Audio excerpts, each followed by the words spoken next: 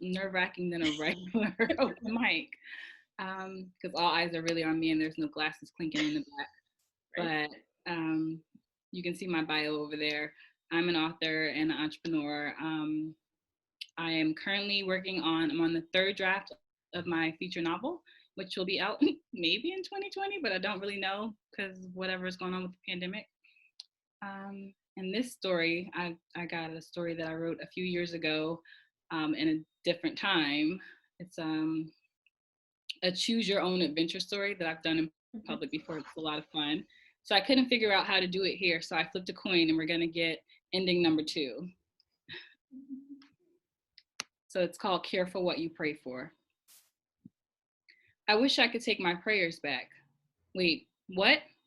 I wish I could take my prayers back, she said again as she scrubbed her hands through my locks, getting all the shampoo out. My hairstylist has a habit of saying the craziest things at the most inopportune times, but this one takes the cake. Okay, so you're going to be an Indian giver with your prayers, I said, head tilted back into the shampoo bowl, trying not to laugh and get soapy water in my mouth. I could feel all the other women in the shop beginning to focus in on our conversation. Didn't even have to look up to see hands pause in the midst of their Facebook scrolls and headphone volumes being lowered. Jade of House of Jade's natural hair salon and beauty supply was known for 2 things in our community: being an amazing loctician and cussing people the fuck out once she was pushed too far. That's exactly what my sister said, and just like I told her, fuck yes, she shut the water off and wrapped my hair in one of her fluffy white towels before guiding me to sit in her chair. Wow, she must have really pissed you off, I said, sticking one of my Apple AirPods into my ears and tapping my phone screen to get to my latest audiobook. Unlike most women who came to the beauty shop to get the latest gossip while they got their hair did, I don't care for other people's drama, never have, not even when I was captain of the cheerleading squad in high school. I've always been too focused on my own life. Call me focused, call me selfish, but you can never call me a drama queen. No, this isn't about her, it's about him, the guy I met in Dallas. Her hands, which had begun to retighten my locks in the back, forcefully seemed to lose some of her heft as she said the word him. Wait, Dr. Jude? What did he do? Renee, the woman who rented a chair in the shop, piped in since it was clear that I wasn't going to take the bait. The other 3 women in the shop were obviously listening now. The one sitting under the dryer was even holding the hood of the dryer up away from her head so that she could hear over the loud drum of the dryer. Talking about a man in a beauty shop was the quickest way to have everyone in town in your business. Normally, Jay didn't talk so freely about her own personal business in the shop. She could spend hours talking about the people who tried to get over on her, or the tenant who she'd evicted who had left a pair of gummy discharge infused underwear on the floor of the master bathroom, even her 2 children who'd become less perfect over my years of knowing her. But aside from letting us know that she was dating some fancy smancy doctor in Dallas, none of the women who came in the shop were close enough for Jade to mention her relationship woes. I prayed to marry a doctor, and I met a great doctor. Fine, black, in shape, not an asshole. I met Dr. Dude, and Dr. Dude is married to a white woman. Oh, fake woke ass. Jade grunted, tugging my hair closer to her and tightening her grip on my locks. Good thing I followed my mother's advice and went to Chili's before my hair appointment. Buy one, get one drinks have been keeping me from crying like a baby for the last 6 years of hair appointments. But where were you staying when you went to see him? Renee was clearly too enthralled in the story to focus on a young lady sitting in her chair. The girl's platinum blonde ponytail was sticking up like alfalfas from the Little Rascals, and from the looks of things, the gel was starting to set. If I were her, I would be getting pissed. I thought we were staying at his house. Apparently, we've been staying at one of his rental properties. His maid showed up this weekend unexpectedly, and I should have noticed that he almost shit his pants. My dogs are not used to me being on Zoom conferences. They don't give a shit. His maid showed up this weekend unexpectedly, and I should have noticed that he almost shit his pants, but I was too busy playing Boo Boo the Fool. I even got a Brazilian for him. She was tugging at my hair so hard now I wish they would change the subject or put on Judge Judy. I mean, we're sitting in his jacuzzi, naked, 2 seconds away from intercourse, and before I knew it, this old Spanish lady is standing over us, looking at us like we're hairless chickens, and all that he could say was, "It's not what you think." Took me 10 whole minutes to process why he was saying that to a maid. She was getting madder by the minute and was standing up practically pacing at this point. I have to use the restroom, I said to her, trying to buy myself some time. Hopefully, by the time that I got back from the bathroom, she would be done with her story and back to her normal, sometimes bougie, sometimes ghetto self. It wasn't until I was in the bathroom, pants halfway around my thighs before Dr. Woke, White Wife, Dallas. Trevor is Dr. Dude. Dr. Dude is Trevor, started to click through my brain in warp speed. Trevor, a woke Black doctor who still had a practice in Dallas, where he lived for a few years during med school and immediately after. Trevor, whom I'd met in chemistry class, who I'd then hooked up with my best friend. Trevor, who was married to my best friend from 3rd grade. Amanda, the one who taught Dr. Woke to be woke and feminist. Did feminists cheat? My heart was pounding in my ears so loudly that it took me a few seconds to realize once I was sitting back in the chair that the conversation had now moved on to Colin Kaepernick and burning Nikes. Girl, I hope they burned all those yard sale shoes while they're wearing them in the center of a pile of gasoline-soaked drawers, Jade was now saying to Renee, who was now watching the gel out of the young alfalfa-haired lady's head. I would be so pissed. Normally, I wouldn't ask any questions about Dr. Dude and Jade, but I had to know. I waited for the next pause in conversation and blurted out, so, of course I missed the ending of the story, but I know you broke up with that dude, to Jade as she began retightening my hair like a normal human being, only halfway killing my head. Girl, no. That fool told me that he was leaving his white woman in a few months and promised to take me to Nigeria for Thanksgiving. By the time my plane landed in Tampa, the plane tickets were sitting in my email inbox. And you should see the safari that he booked, she said, passing me her phone, which was open to an email, which she'd obviously already showed the other women. I didn't take you for the type to not only sleep with married men, I said, barely able to control my anger. Girl, I'm not, but I'm also not dumb enough to turn down a $15,000 all-expense-paid vacation to the motherland, Jade said into my hair. I could tell that I touched a nerve by the way her hands were flying through my coils. Oh, okay, so then after Africa, are you done with him then? I asked, using every ounce of restraint that 10 years of $150 an hour counseling had barely taught me. Yeah, I'll be done with him the second we land back in America. I'm not like these young dummies running around the city waiting for some idiot to leave their wives. She turned up Judge Judy, who was berating some fool for stealing her best friend's car and crashing into a pole. Of course, today would be the day that Amanda would want to meet at the hangout for drinks after work to tell me something very important. So important that she made me promise to take an Uber instead of driving my own car.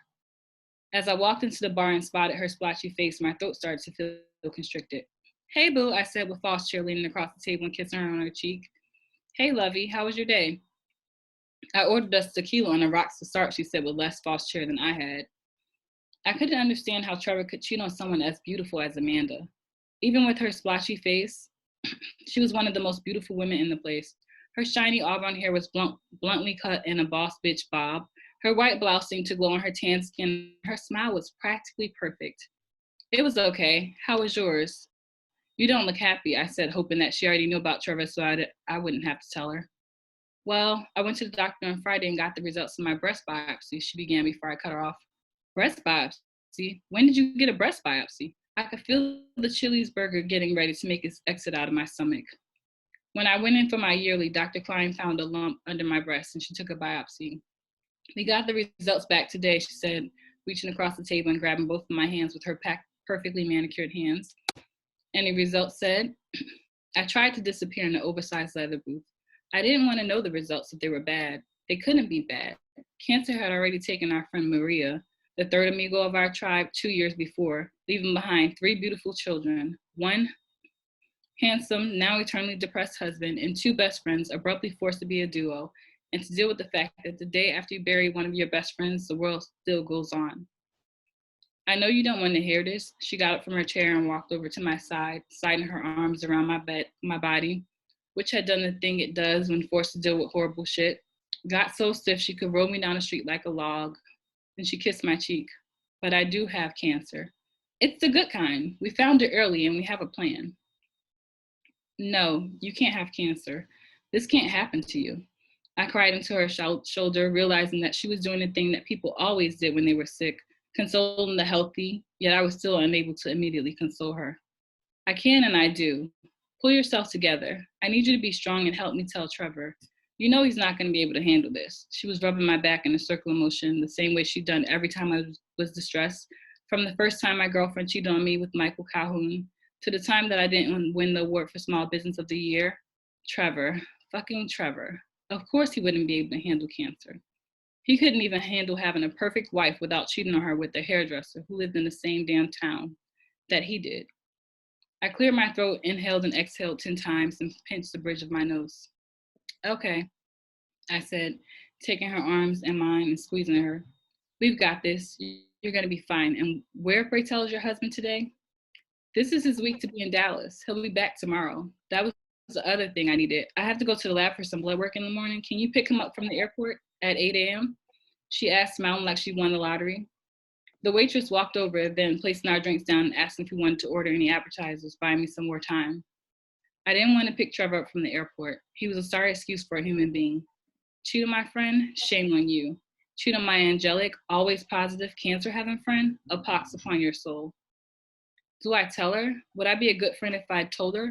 Or should I pick Trevor up from the airport and confront him? So, alternate ending number 2. I wouldn't tell her. I picked Trevor's cheating behind up from the airport and give him a piece of my mind and make sure that he didn't tell her either. The rest of the dinner went by in a blur. I couldn't tell you what we talked about except for Amanda being super excited that she was gonna get new boobs.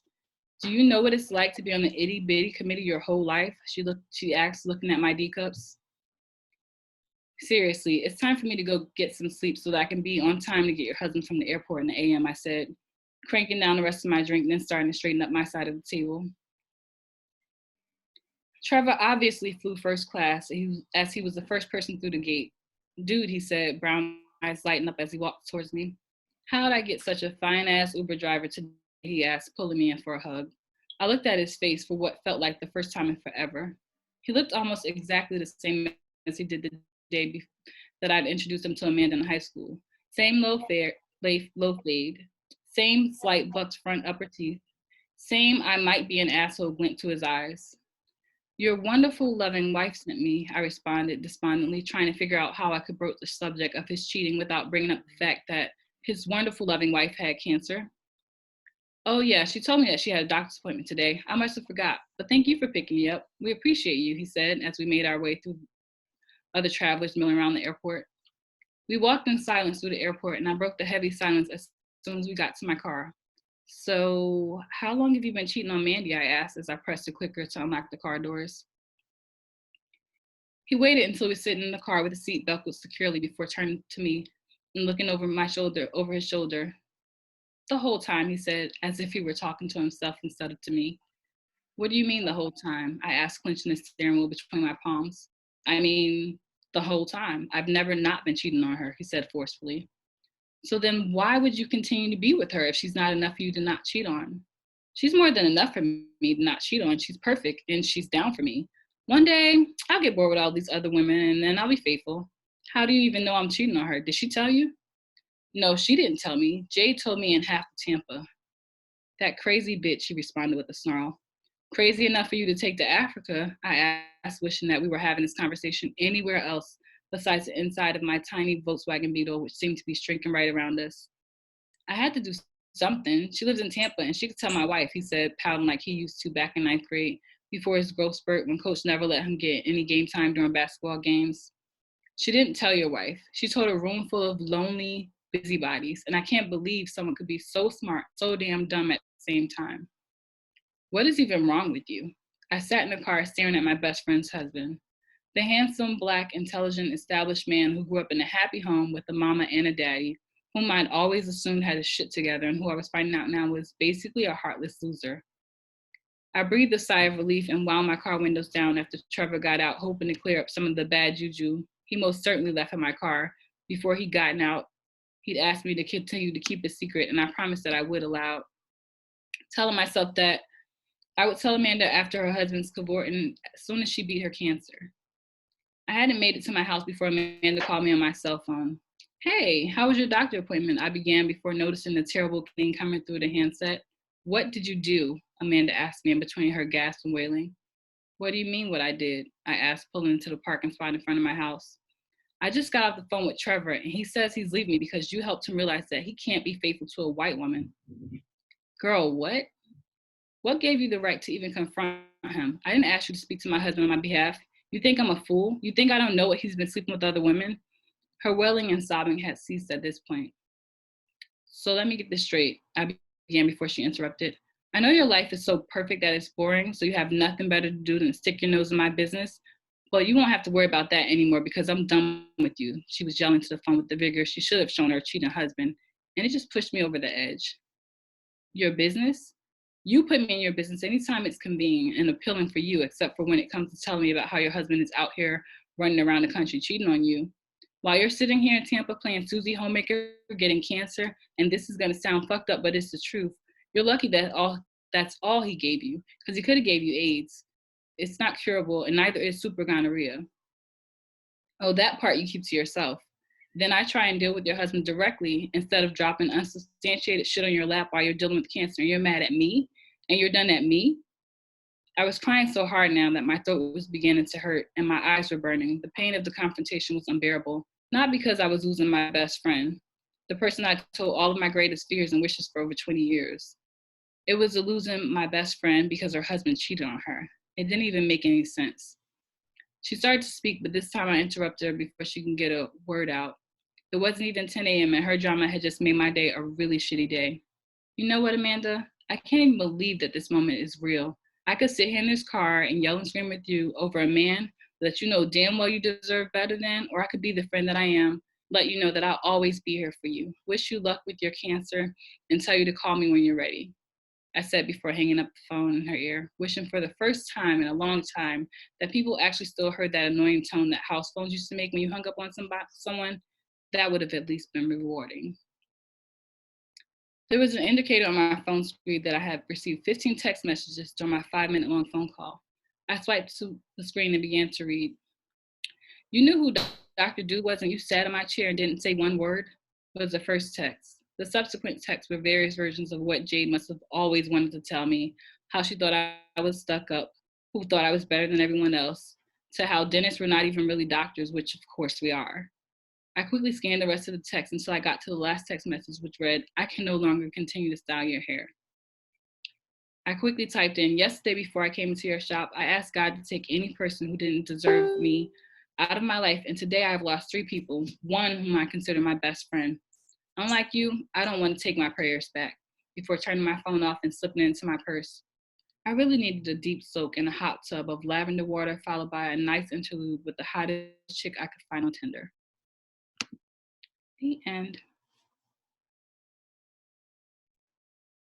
So I think you need to tell us even just a recap. What's the other option?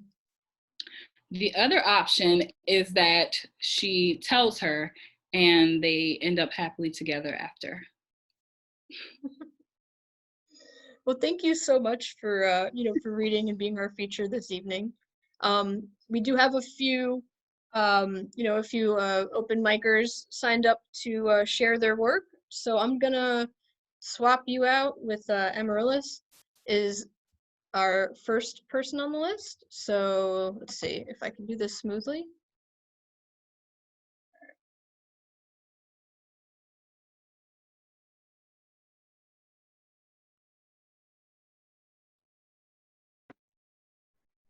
Are you muted? Here, let me.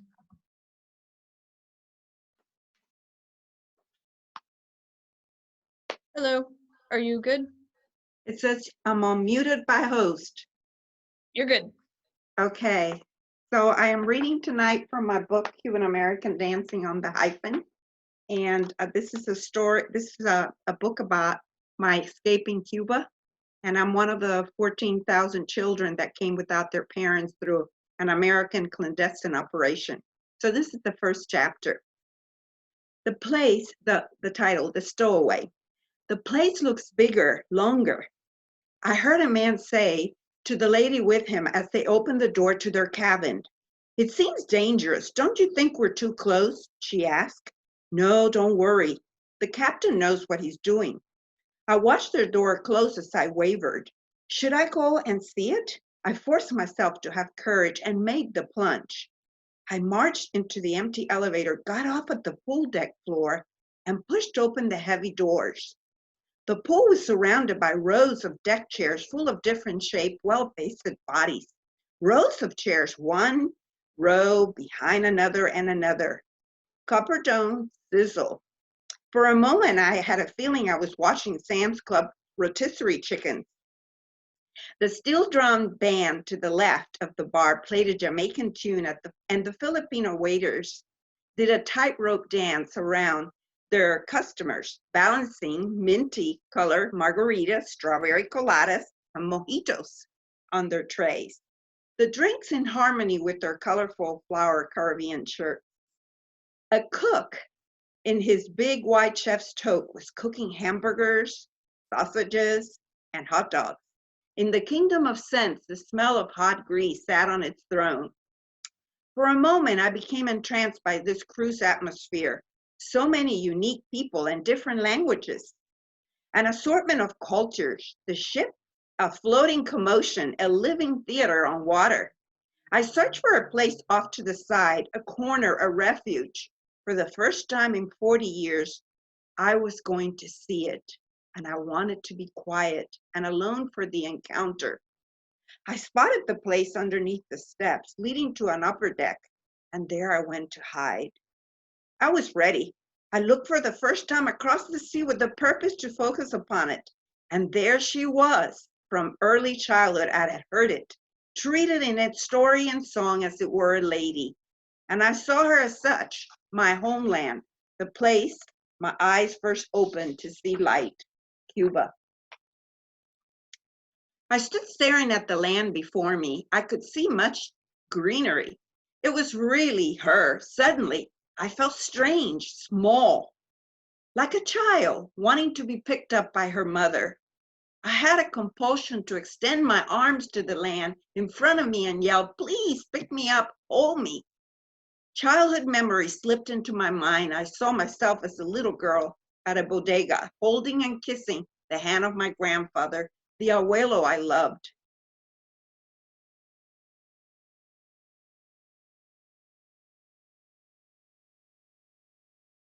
My parents were laughing. Memories like a gusher came fast, competing with tears. She seemed so real and close by, this little me of pre-Castro days when life seemed safe. The ship was reaching the end of the island, and I knew somehow I needed to compose myself before my husband found me. I wiped my eyes and said goodbye to her once more. Mi primera tierra, my first land. I turned to go and spoke to the me I had found. "Come, Amarilis. Now that I found you, I'm not letting you go." I closed my eyes and tucked the little stowaway in my heart. She had a story to tell.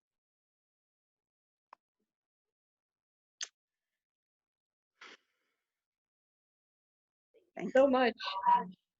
Let me see.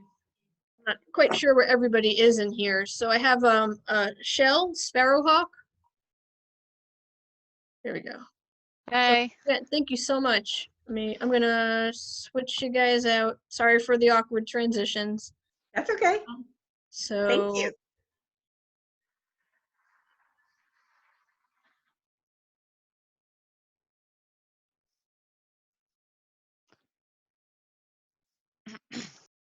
Oh, unmute. Thank you.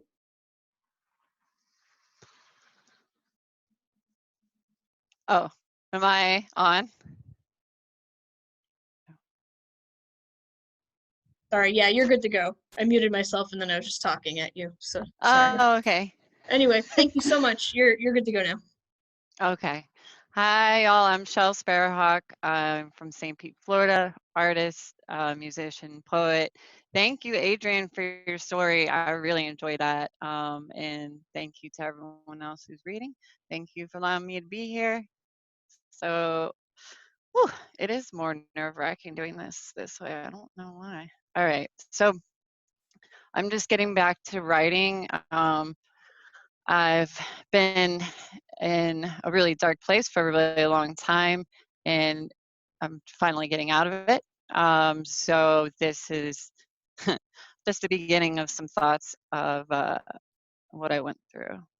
So, all right, there's no title.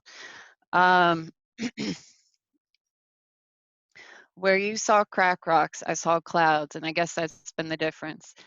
It's not as much the years wasted, although I wish I was the one turning 28. No, it's more the words wasted on someone who could never really hold my heart. Someone who never saw the beauty in my sadness or understood the words in my silence. You used to shout, "Love me," and I thought that was so damn endearing. And when I had given you all I had, I went out for more, came back, and laid it all at your door. Through dope sickness and health, I left my needs to collect on our shelf. A shelf you never seemed to notice because you never bothered to look around at the love I tried to grow or the songs I sang of hope. I see now that we met on the event horizon of that monster's black hole soul. And as it sank us further, I lost track of time and space while quickly falling from grace, further losing face. My twisted mind on autopilot ignored all the warning signs, and the darkness soon followed. And the darkness I soon followed enveloped me into a labyrinth with no end, just dead end roads leading to dead end friends. One lost, two lost, three lost, four. Death shuffled us back one fit for one fix more. Of those little white lies, that white heat, that white light, such warmth by night, always, always, always left us so fucking cold by morning's first sight. Um, Love like a rope swing out over the water, except we're tethered to this rope and it won't let go, so it swings us back into the trees, bloodied and bruised, time and time again. We try to let go, but we don't have a chance. We don't have a choice. We never did. She subjects us more to more and more pain, starting to unravel. The rope is frayed. But this time, out over the deep blue sea, we hope the rope will give and free us from this misery. So that's one. And the other one's really short because I'm not really prepared.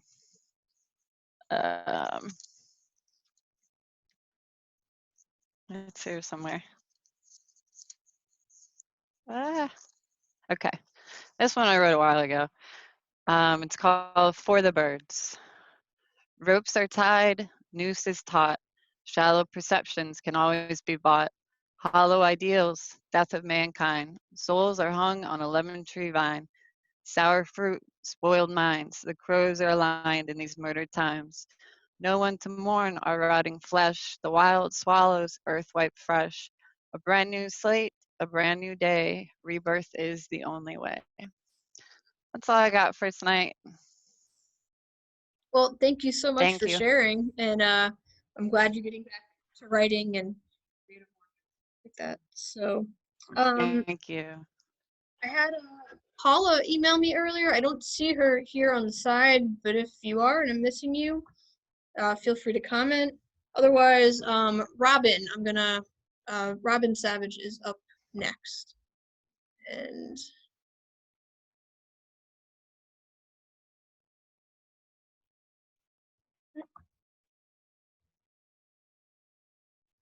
Can you hear me? yep, you're good. Oh, okay. I got some weird pop-up. This is just an excerpt from my book called Stand Up and Be a Lady. Well, it's self-explanatory. The first chapter, well, the chapter that I'm reading the excerpt from is called Standing in Front of Naked People. 4 times in my life, I have performed comedy in front of a crowd of naked people. I was dressed, but the audience wasn't. You would think it would be the opposite of stripping, but it's not. I'm still the vulnerable one. The crowd, clothed or unclothed, has the power to crush or inflate my ego. With stripping, it's about raw sexuality. With comedy, it's about invoking laughter with your words, but in this case, it happens to be while looking at exposed genitals. The first time I was asked to perform comedy at an all-natural crowd at a clothing optional resort, a local comedy booker was contracting his club out to one of the many nudist communities in our area. Rather than trouble these folks with the unpleasant task of putting on pants and coming to a comedy show, the booker was going to bring the comedy show to them at a once-a-week comedy night in a bar located in the front lobby. The booker first approached me about being the house MC, which meant I was going to host the show every week. The idea was tempting. Guaranteed stage time every Friday night, and the pressure to write new stuff every week rather than to get lazy and just depend on my reliable material for my set. The fact that everyone would be unclad really didn't faze me that much. I could get my comedy fix. It's the same way a smoker accidentally breaks his last cigarette, but figures out a way to rig it so it can be smoked anyway.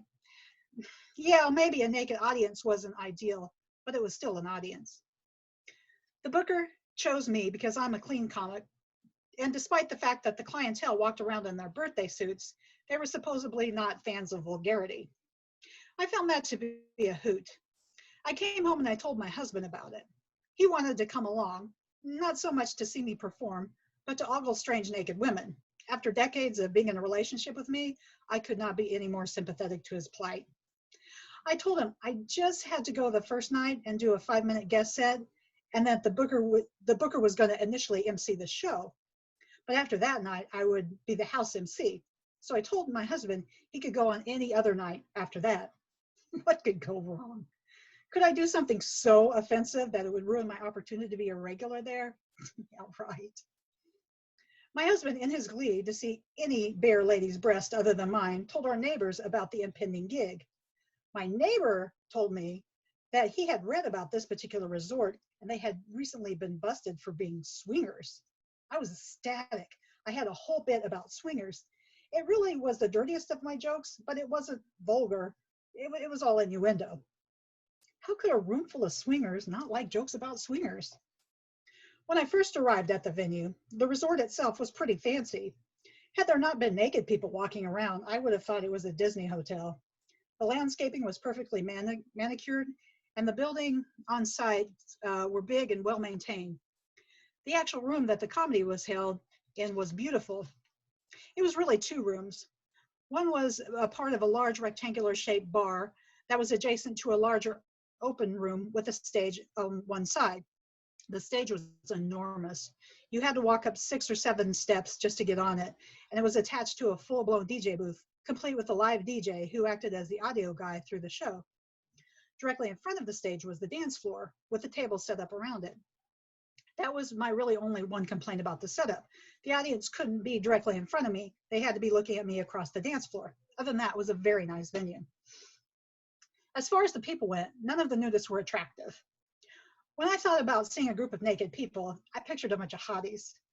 In my mind's eye, the room would be filled with Matthew McConaughey's and Jennifer Aniston, all beautiful and all fit.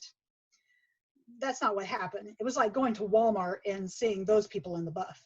No one was young or Hollywood fit. They were just everyday run-of-the-mill people. I became a huge fan of clothes after that experience. To be fair, not everyone was naked. Some people just walked around half naked. Some were partially clad, and others were dressed like strippers or prostitutes, which really isn't that shocking when other people are exposing it all. I thought it was funny to see the men wearing shirts and no pants. My whole life I had seen men wearing only shorts and no tops. The opposite seemed kind of feminine to me in a weird way. The resort also appeared to have a rule that if you sat down anywhere while you were naked, you had to put a towel underneath. The bottoms-free people had towels slung over their shoulder whenever they went. I guess it was a rule for hygiene. It would have left a horrible snail trail had people just sat on their bare undercarriages anywhere and everywhere. Still, I wondered if there was a special health inspector dedicated to nude establishments. I imagined a restaurant filled with a cooking staff, and all the people were naked except for hairnets. A stern man with a 3-piece suit walking around with a clipboard. He was the naked restaurant health inspector. They were all nervous. "What is this?" demands the inspector, pointing to an open container. "Has this bit of cheese been sitting around for longer than 30 minutes? "No, sir," replies some lowly food prep guy, quickly washing his hands and then putting saran wrap on top of the container and returning it to the refrigerator. His balls flap all the while as he scurries around the kitchen. The inspector's stoic expression slowly turns into a smile. "Great job. You folks really know hygiene," he would say. The kitchen explodes with cheers. The staff all jump up and down while their pubic hair remains exposed. The end. While I was trying to acclimate myself to these surroundings, I spotted the evening's headliner, Kit Handsome. I had known him for several years. His attitude about the resort was different than mine. He wasn't amused by any of it. What a bunch of elitist motherfuckers, he said. I know these types. They act like they're such purists and none of this is sexual. That's bullshit. Have you really looked at these people, though? I asked him. I think it just permanently decreased my sex drive by about 65%. While we were talking, there was an older man with a fishnet tank top, no bottoms, with a towel slung over his shoulder, and struck up a conversation with a partially clad woman in front of us. Midway through the conversation, the man dropped his keys he had been jingling in his hands. Where else would he have put them? He didn't have any pockets after all. So he bent over and picked up the keys. That's right, no bottoms, an old man with a wide open butt. Kit and I simultaneously groaned and looked away. When it came time to do the actual comedy show, I was the second person to take the stage. The booker, as promised, did 10 or so minutes as the MC and explained to the crowd that this was going to be a regular weekly show. The crowd seemed appreciative, maybe a little tight, meaning it was difficult to make them laugh, but they seemed like they're ready for a good time. When I took the stage, I opened up with a line that I had came up with earlier that week. So I hear you guys would give the shirts off your back for a good comedy show. The crowd loved it. I got huge laughs. I always feel like I can breathe a little easier when I get that first big laugh right away. In my mind, I thought, if they love this, wait till they hear the swinger material. I began, so I heard you all are swingers here. On and on I went. Instead of an uproarious laughter, I got silence. Awful, gut-wrenching, deafening silence. Granted, I was only supposed to do a 5-minute set, but when you die on stage, 30 seconds into your act, 5 minutes seemed like an eternity, a long, torturous eternity. I did all of my time, but I started sweating and I continued to get 0 laughs from the crowd. I had no idea what I did wrong, but I knew it was something. When I finished and gave the mic back to the booker, he did the standard, let's hear it one more time for Robin Savage. Even that barely garnered any applause. I had started walking down the steps off the stage when the headliner grabbed me by the elbow and whisked me away to the back of the club. You really fucked it up, Robin, Kit warned me. I go, you're not kidding. What did I do? Apparently, they don't like to be called swingers, he said. But my neighbor told me that they were swingers and got busted for it. I defended myself, growing a little scared. It made the internet news. I had sensed before when an audience disliked me, but never to the point that another comic felt the need to physically escort me away from the crowd. While you were on stage, some lady came up to me and said, we aren't swingers. They were a small group of people that got in trouble and that wasn't representative of who we are. Kid explained to me. Oh, I guess my neighbor didn't read that part, I said meekly. At this point, I was starting to get genuinely concerned. What should I do? Should I just leave? No, said the headliner. Fuck them. You're a comic. This is a comedy show. Sit down next to me, drink a beer like you don't give a shit about them and what they think. Kit was from Boston, and he was kind of an East Coast cool guy, persona about him, which as a Midwesterner is very hard for me to duplicate. Sure, I can do that, I answered. My hands were trembling at this point. We sat down at the bar and I ordered a beer. I was watching the middle act, trying to feign aloofness, when there was a tap on my shoulder. It was a hefty woman who fortunately was clothed. Honey, let me give you a little piece of advice, she said. You need to do your homework. We're not a bunch of swingers here. You may have heard about a few people, but we don't appreciate being called swingers. I kept my hands at my sides so she couldn't see me shaking. That's cool, I said. That bit is a part of my act that I usually do at the end of my set. I thought I would try it out here. I guess it was wrong. It happens sometimes. I acted as if it was a conversation that I normally had. I said it with no more remorse than if I had been discussing fabric softeners and all the while planning my escape in my head. Well, I thought you were funny, she said, backing down a little bit. But some people around here really don't find that funny. You really need to do your homework next time. I see your point. Cool, thanks. The lady left, and I was terrified. Are you sure I shouldn't just take off right now? I whispered to Kit. No, fuck that, he said. Who does that bitch think she is? Do your homework. I hate these rich elitist motherfuckers. I stayed for the rest of the show. Kit, as usual, killed it. He had them laughing for the entire set, and all was fine by the end of the night.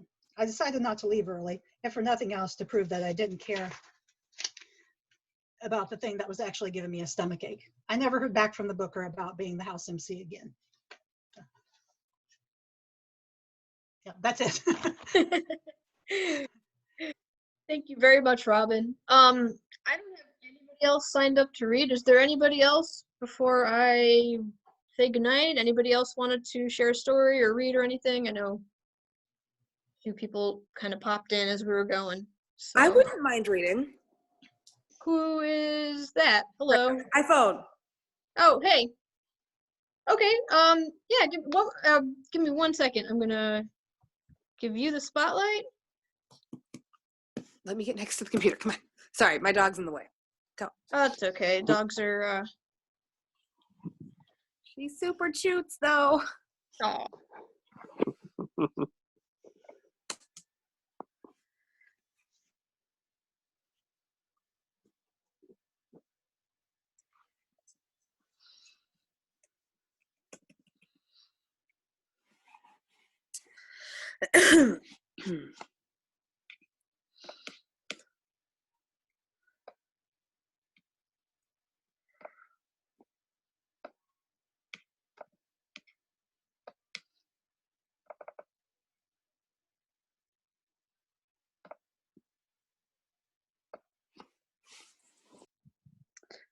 Let me know when I'm good. Oh yeah, you're good to go. Oh, okay. Sorry. Didn't Oh, realize. I thought you were looking something up. I'm sorry about that. Anyway. Sorry about that. Yeah, no. I thought. Yeah. Okay. Hi, I'm Drea.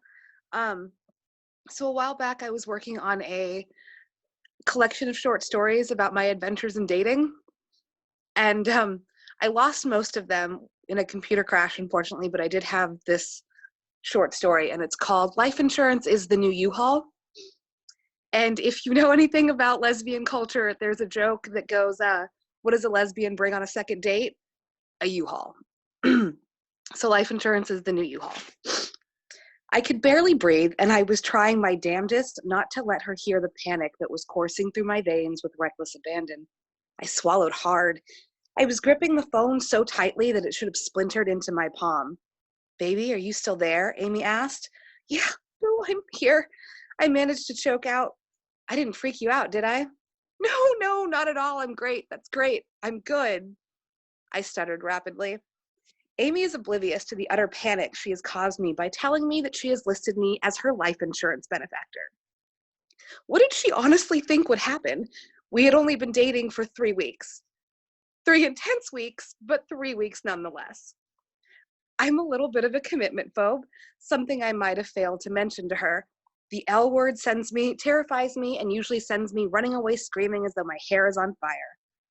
She went on to explain her reasoning for listing me as her life insurance benefactor, explaining that she wanted me to put 2/3 of the money into a trust fund for her nephews and keep the remainder for myself. I said, and sure, and I understand, and all the right interludes, but my mind was picturing a small white picket fence wrapping around my throat and strangling me. She continued, stating that she did not want an elaborate funeral, just burn me and scatter me over the ocean somewhere, she said. What the fuck? How did I go from being the fun-loving, free-spirited girl she couldn't get enough of to the woman in charge of scattering her remains? She explained that she was in it for the long haul, and since she had to fill out her benefit information for her new job anyways, she figured she'd get the semantics out of the way. It seemed practical enough, maybe even rational, if you cocked your head and squinted your eyes while looking at it. The dreaded L word tumbled through the receiver, and I snapped my attention back to the ever so charming voice on the other end of the phone. "No, don't answer that. It's too soon, and I couldn't bear it if you told me that you didn't." Crap. What had she just asked me? "I can't handle it if you don't feel the same way that I do," she stated. Oh, this is where I was supposed to reaffirm my affections and use that dreaded L word. "I don't not love you," I stuttered. I cared about her, I did, and I could see myself spending a significant period of time with her, but love is not a word that crosses the threshold of my lips easily, and neither is forever, apparently. She chuckled at my response, filing it away amongst my cute and quirky moments, not realizing it had slipped out as a, "oh crap, I'm freaking out and don't know what else to say" moment. The next few days were filled with, "I think you're the one, and God must have made you just for me because I couldn't have made you more perfect if I made you myself," and a refill of my Xanax prescription. And that's the end of that story. Thank you so much for jumping in there. Huh? I said thank you so much for jumping in and sharing that with us. So Absolutely. I have a poem if you guys don't mind sitting for another one. It's not too long. sure, you're good. All right. Yeah, okay. Adrien's heard this one. It's been years that I used to read it at open mics. It's been finessed, so it's better now. It's called Letting Go. I dreamt of you again last night. I pictured you so vividly, sitting right there next to me, giving me that same sideways glance and adoring smirk that made me fall so hard for you in the first place. I could picture your baby face so clearly, the sharp outline of your jaw, the supple curve of your cheekbone, the asymmetrical slant of your upturned lips. But I could not remember the color of your eyes. At first, my mind made them blue, but that just didn't seem right. Then it tried green and hazel and even a steely gray, but none of those fit either. The question lingered on my mind long after I awoke. I tried to remember the last time that you had haunted my dreams and realized that it had been months. So I dug out an old photo of you from a cardboard box in the back of my closet. You were wearing my pirate hat, that familiar sideways glance and slanted smirk that always made me swoon. Not only had I forgotten that your eyes were the same dark brown as mine, I had forgotten the Grim Reaper on your arm, the lotus flower on your neck. I had even forgotten the scar on your forehead and the freckles scattered across your cheek. As I sat there on the same bed where you had buried your face in my wild curls and enveloped me in your arms as we slept, the same bed where you made love to me countless times and fucked the hell out of me when I needed it, where you made a million empty promises only to be the greatest disappointment of all. It is here that what I realize what I missed most isn't you or even us. It's the me I was before you. The me that believed that love could conquer all. The me that believed in fairy tales and soulmates and happily ever afters. The girl who loved you ferociously, fearlessly, and without reservation. The girl you punished for every other girl's mistakes. That girl I have been desperately trying to piece back together, but I will never be her again, and that's okay. See, your love taught me many things, too. You taught me to be patient and never to settle for anything less than amazing.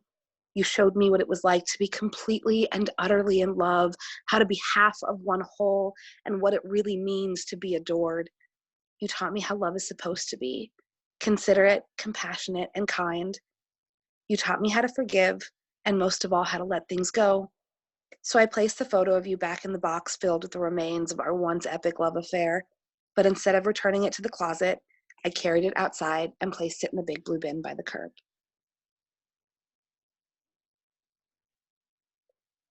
Great. Thank you so much. Thank you to everybody for sharing your work. Everybody was wonderful tonight. I'm gonna sign off from here, I guess. And Drea, reach out to me about the library stuff. Absolutely. So, so yeah, thank you everybody. We'll be here every Thursday, doing the open mic, and then we're doing something every single night if you just wanted to connect and hang out for a few minutes. If you don't already follow us on Facebook, Wordier Than Thou, I've been trying to update our schedule of daily events as best I can. So, but that'll be the best place to see what we have coming up. So, all right, good night, everyone. Good night.